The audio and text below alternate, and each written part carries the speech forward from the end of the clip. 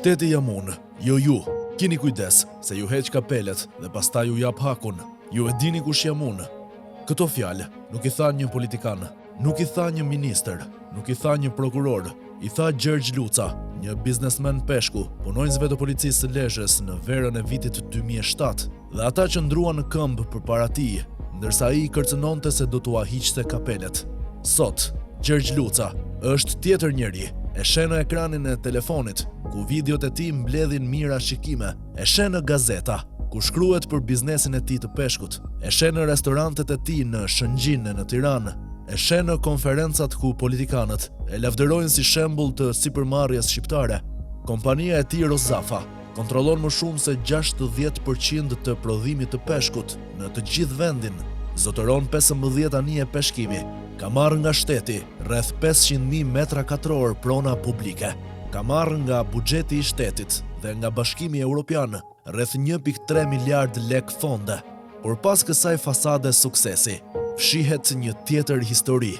Për herë të parë në median shqiptare, ky dokumentar zbulon dokumente dhe evidenca të plota që lidhin Gjergj Lucën me krimin e organizuar.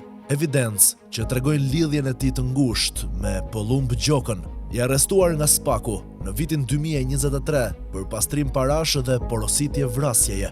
Dokumente që zbërthejnë skemat e pastrimit të parave përmes shkëmbimeve të pasurive dhe transaksioneve të dyshimta mes tyre, prova që nxjerrin në dritë atë që denoncuesit e policisë kishin paralajmëruar që në vitin 2007.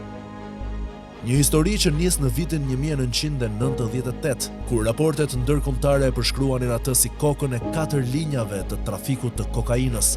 Një histori që vazhdon në vitin 2007, kur punonjësit e policisë denoncuan se ai kishte marrë nën kontroll gjithë Bregdetin Verior. Një histori që arrin deri në ditët tona, ku rreth tij janë arrestuar partnerët e biznesit, administratorët, aksionarët, por ai vet ka mbetur gjithmonë i paprekur. Në këtë dokumentar, do të zbresim në rrënjët e kësaj perandorie. Do të tregojmë se si Gjergj Luca e ndërtoi pasurinë. Do të zbulojmë lidhjet e tij me Pollumb Gjokën dhe rrjetin e trafikut ndërkombëtar të drogës. Do të nxjerrim në dritë dosjen e harruar të policëve të Lezhës, që 19 vjet më parë paralajmëronin për rrezikun që ai përfaqësonte.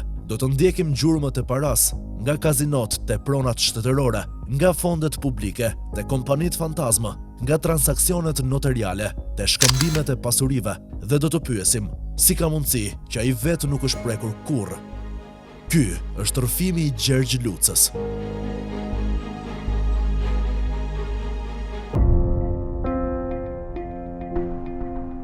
Shteti jam unë, jo ju. Kini kujdes, se ju heq kapelet dhe pastaj ju jap hakun. Ju e dini kush jam unë.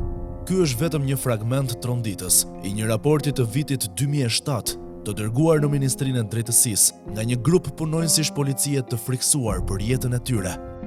Fjalët i përkasin Gjergj Lucës, një biznesmeni që sot zotëron prona shtetërore dhe fabrika peshku, por që sipas dosjes e ka ndërtuar pasurinë mbi dhunë, korrupsion dhe trafikun ndërkombëtar të drogës. Kush e shkroi dosjen dhe pse mbeti anonim? Më 8 qershor 2007, Ministria e Drejtësisë protokolloi një letër me numër A161. Ajo vinte nga një grup punonjësish të policisë dhe ishte anonime. Ata kishin zgjedhur të mos firmosnin me emrat e tyre, sepse kishin parë nga afër se çfarë ndodh me ata që kundërshtojnë Gjergj Lucën. Dosja e tyre nuk ishte një ankesë e zakonshme, ishte një akt akuzash i detajuar, me emra, data, vende dhe krime të kryera hapur në dritën e diellit në prezencë të policisë. Raporti fillon me një përshkrim rrënqethës të realitetit në veri të vendit. Gjergj Luca ka një licencë të vjetër gjuetie dhe peshkimi, ka bllokuar me banditët e tij thuajse gjithë Bregdetin dhe lagunat e Shqipërisë. Në krye të çdo lagune, ai mban kriminal të sprovuar që ushtrojnë dhunë e terror mbi njerëzit më të thjeshtë që hedhin një rrjet peshku sa për të kapur diçka për të jetuar. Denoncuesit nuk flasin për një biznesmen të zakonshëm. Ata përshkruajnë një organizat kriminale të strukturuar që e kontrollon territorin me dhunë dhe frikë. Rrjeti i trafikut ndërkombëtar të drogës. Një nga pjesët më të rënda të dosjes lidhet me trafikun e drogës. Denoncuesit janë të qartë, biznesi i peshkut është vetëm një mask gjatë tregtisë së peshkut jashtë vendit. Gjergj Luca ka tregtuar sasi të mëdha droge dhe duke i dërguar në Itali e veçanërisht në Malin e Zi, Kosovë, Maqedoni e Greqi, duke siguruar miliarda. Fakt ky i evidentuar edhe në raportin e Institutit Amerikan. Rrjeti i tyre nuk njihte kufi. Sipas dosjes, trafiku shtrihej nga Ballkani në Evropë dhe më gjerë. Në qendër të këtij rrjeti, dosja identifikon Pollumb Gjokën, të cilin e përshkruan si truproi dhe bashkëpunëtorin më të ngushtë të Gjergj Lucës. Banda e Pollumb Gjokës është kampione e trafikut të drogës, jo vetëm në vendet e Ballkanit ku e trafikojnë bashkë me Gjergj Lucën, por në Evropë e më gjerë. Sipas disa bashkëpunëtorëve të tyre, ai ka trafikuar drogë deri në Afganistan, Holand e në shumë vende të tjera të Azisë, Evropës e Ballkanit. Dosja zbulon edhe metodën e fshehjes së gjurmëve. Po të shikoni vizat e pasaportës së tij, kuptohet gjithçka, megjithse sipas njeriu ton që punon me të dhe ka filluar të distancohet prej tij. Pollumbi, kur kthehet nga vendet atlantike të dyshimta, zhduk pasaportat dhe bën të reja. Verifikoni sa ka ndërruar deri tani për të fshehur gjurmët. Rasti i grabitjes së tokës në Shëngjin, një skem që përfshiu gjykatat, kadastrën dhe policinë. Dosja nuk kufizohet vetëm me akuzat të përgjithshme. Ajo përshkruan një rast konkret që ndodhi në lagjen Sahë, në Shëngjin.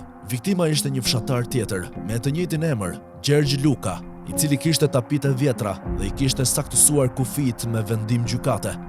Por kjo nuk e ndaloi dot rrjetin. Skenari i grabitjes, sipas dosjes, ishte ky. Në vitin 1995, mafiozët në fjalë paguajnë një fshatar të quajtur Fatmir Çakaj nga fshati Mali Kolaj, komunë Velipoj, i cili ishte larguar për arsye gjakmarrje.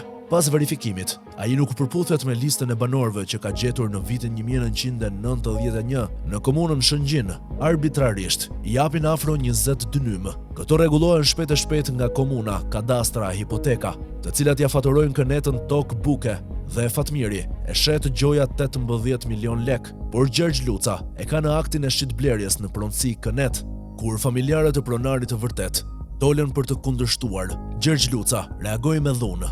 Kur fillon mbushjen e kënetës, familjarët e pronarit i dalin përpara Gjergj Lucës, i cili i kërcënon duke i dërguar kriminal.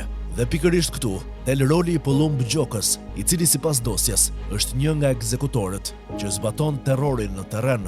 Bashkë me Gjergj Lucën, punojnë në kazino dhe po përhapin kazinon në të gjithë Shqipërinë. Dosja nuk lë pa përmendur as mënyrën se si pastrohen paratë përfituara nga krimi. Bashkë me Gjergj Lucën punojnë në kazinon në Rozafa Palace në Tiranë dhe po përhapin kazino në të gjithë Shqipërinë. Ata kanë ndërtuar një të tillë edhe në lagunën e Vilunit në Velipoj, pa leje, në mes të lagunës. Po ashtu, denoncuesit tregojnë për grabitje të tjera toke në zona të mbrojtura. Kanë grabitur me forcë rreth 50 dynym tokë në brigjet e lagunës, pranë kazinos, dhe tani, së fundmi, kanë edhe rreth 300 dynym në bregdetin e rezervatit të Gjuetis në Velipoj, të cilin e kanë rrethuar me shtylla betoni deri në brigjet e Bunës dhe ishullin Ada. E kanë grabitur me gjykime e dokumente të falsifikuara, duke u mbivendosur mbi tokat e fisit të Luigi Markut. Shteti jamun, jo ju, pse asnjë institucion nuk veproi? Pyetja më e madhe që ngret dosja është: si është e mundur që një rrjet i tillë të veprojë hapur për kaq shumë vite? Përgjigjja e denoncuesve është e qartë: korrupsioni ka depërtuar në çdo institucion. Para rreth një muaji e gjysmë, Gjergj Luca hyn në lidhje me komunën e Shëngjinit, me punonjësit e hipotekës, kadastrës, komisionit të kthimit të pronave, të gjykatave, prokurorive e të drejtorisë policore të qarkut Lezhë e më sipër. Denoncuesit tregojnë se as kallëzimet në prokurori nuk kanë sjellë rezultat. Pronari i kënetës, Gjergj Luca, bën kallëzime në prokurori dhe në krimin ekonomik të Lezhës e më gjerë. Kur shkonte rajoni i policisë, Gjergj Luca u drejtohet shokëve tanë kështu: çoni në këmbë, shteti jamun, jo ju, kini kujdes, se ju heq kapelet dhe pastaj ju jap hakun. Ju e dini kush jam unë. Kjo, nga që kam mbi 2 muaj dhe askush nuk vepron, ai është mik i prokurorit Sollaku. Dosja ngre një pikë tjetër të rëndësishme. Edhe aty ku ligji parashikon ndërhyrje, ajo nuk ndodh, sepse vetë punonjësit janë pjesë e skemës. Si rregull, ata duhet i procedojë policia pyjore, por sipas një tekniku të pushuar para disa kohësh nga puna, vëllai i policit pyjor është pjesëtar i kësaj bande dhe ai merr para prej tyre e hesht. Denoncuesit e vitit 2007 e mbyllin raportin e tyre me një shpresë të thyer se dikush do t'i dëgjonte 19 vjet më vonë. Ajo shpresë qëndron tek Spaku. Në dosjen e hetimit, të siguruar nga pamfleti, figuron një dokument i klasifikuar sekret, i hartuar nga strukturat e policisë së shtetit, sipas modelit standard. Formati i tij tregon se është një vlerësim i një burimi njerëzor me shkallë besueshmërie dhe vlerësim informacioni.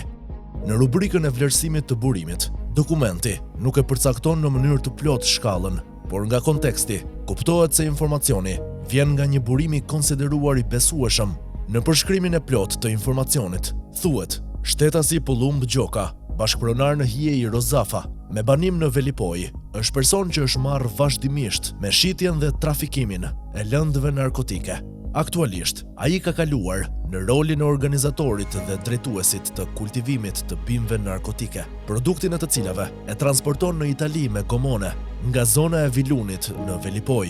Ai po kultivon bimë narkotike në zonën Mali Kolaj, në njësinë administrative Velipoj, tek kodrat që ndodhen në atë zonë. Në këtë veprimtari, ai bashkëpunon me lidhjet e tij familjare. Ky raport përmban disa elemente kyçe. Së pari, Pollumb Gjoka identifikohet si bashkëpronar i Rozafa dhe lidhja e Gjokës me këtë strukturë ishte e njohur dhe konsideruar si e rëndësishme. Në të gjitha aktet notariale të analizuara, Pollumb Gjoka figuron pikërisht si palë kontraktuese me përfaqësuesit e kompanisë Rozafa. Së dyti, raporti e përshkruan Gjokën si një person të angazhuar vazhdimisht në blerje dhe trafik të lëndëve narkotike, i cili më pas ka kaluar në rolin e organizatorit dhe drejtuesit të kultivimit të bimëve narkotike. Zona e operimit: Mali Kolaj, njësia administrative Velipoj, Shkodër, transporti me gomone nga zona e Vilunit drejt Italisë. Së treti, dokumenti përmend se në këtë veprimtari ai bashkëpunon me ndihmësit e tij familjar.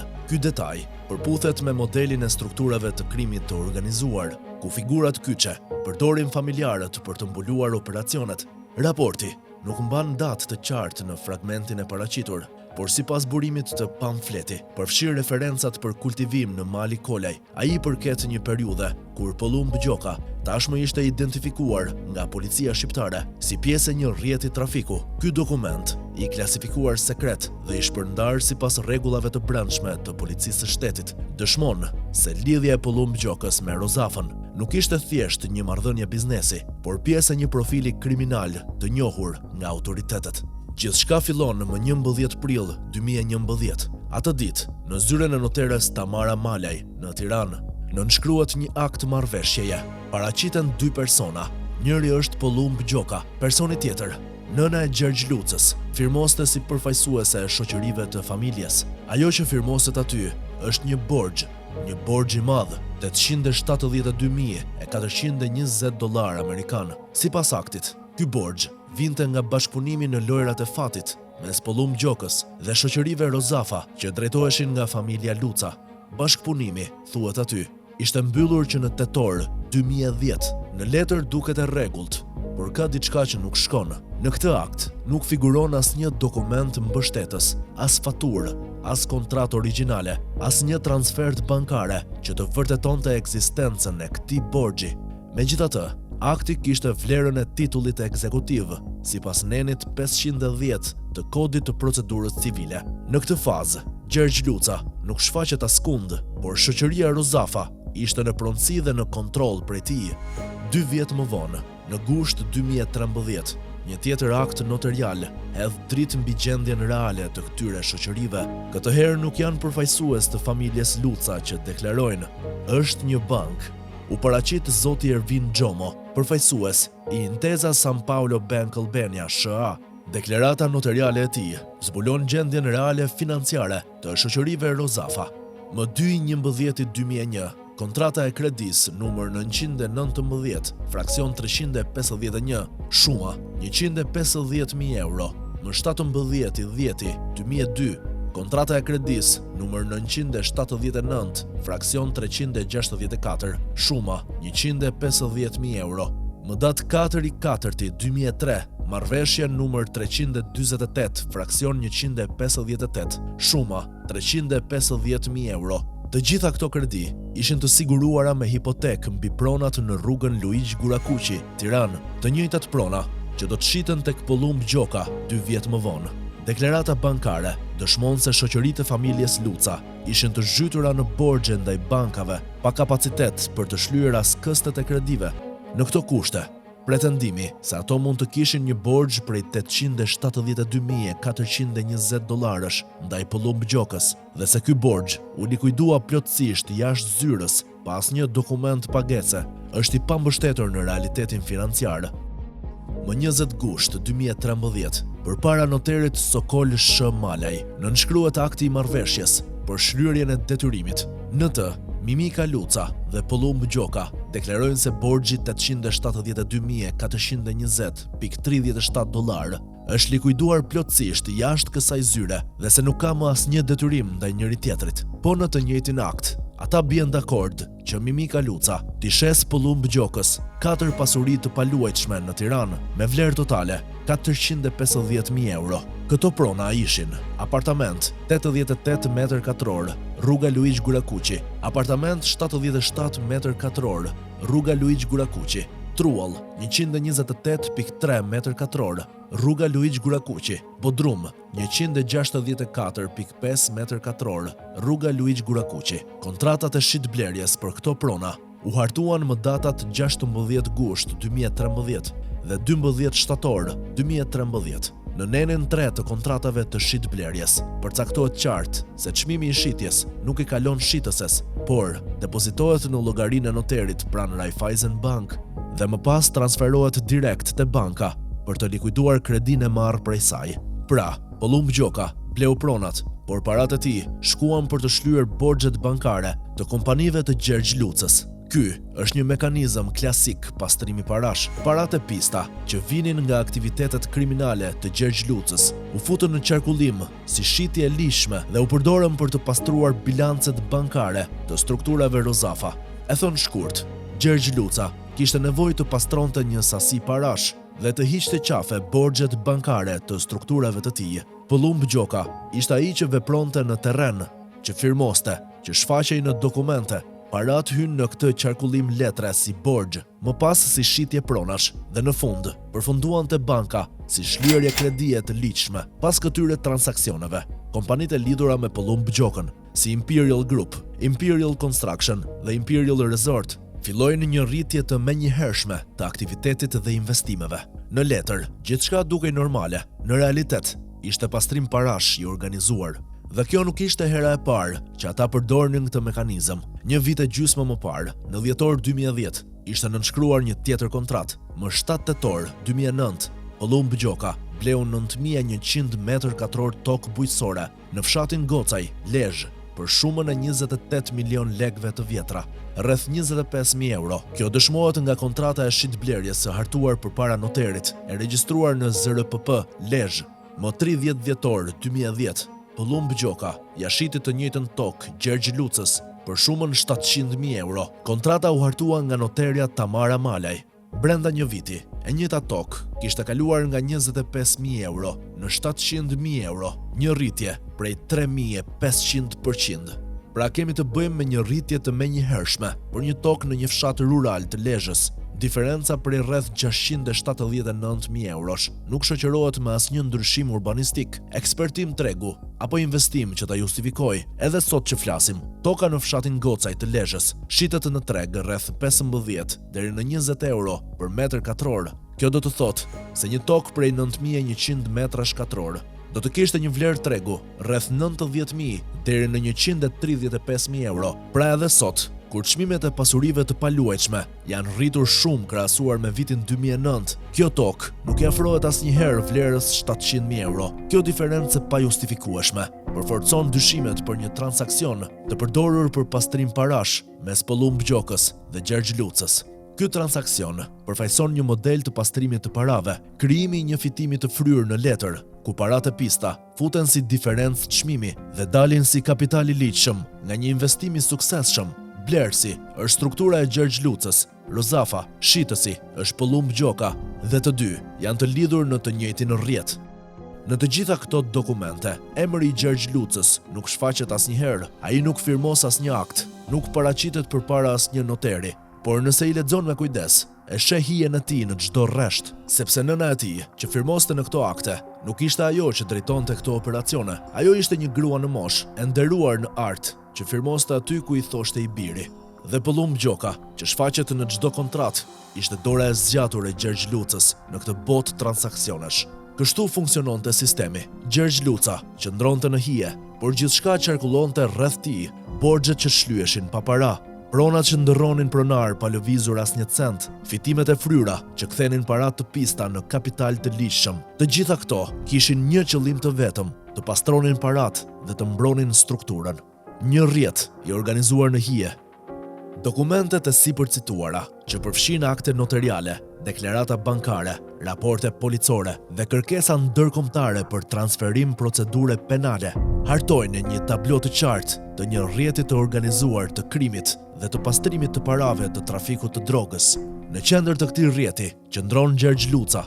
Ai nuk shfaqet në asnjë akt notarial, por kontrollon shoqëritë Rozafa dhe përdor emrin e të ëmës për të firmosur. Ai lidhet me Pëllumb Gjokën, një person i proceduar për trafik droge në Maltëzi dhe i përshkruar në raportet e policisë shqiptare si organizator i kultivimit dhe transportimit të lëndëve narkotike. Së bashku, ata ndërtuan një mekanizëm ku parat e pista hynin në qarkullim nëpërmjet borxheve fiktive, shlyeshin përmes shitjeve të pronave me çmime të fryra dhe përfundonin duke pastruar borxhet bankare të strukturave të Lucës. Ky mekanizëm u mbështet në noterë të ndryshëm, Tamara Malaj, Sokol Malaj, Teke Fiku, Vasil Marçati, dhe u krye në një periudhë kur Gjergj Luca po konsolidonte ndikimin e tij.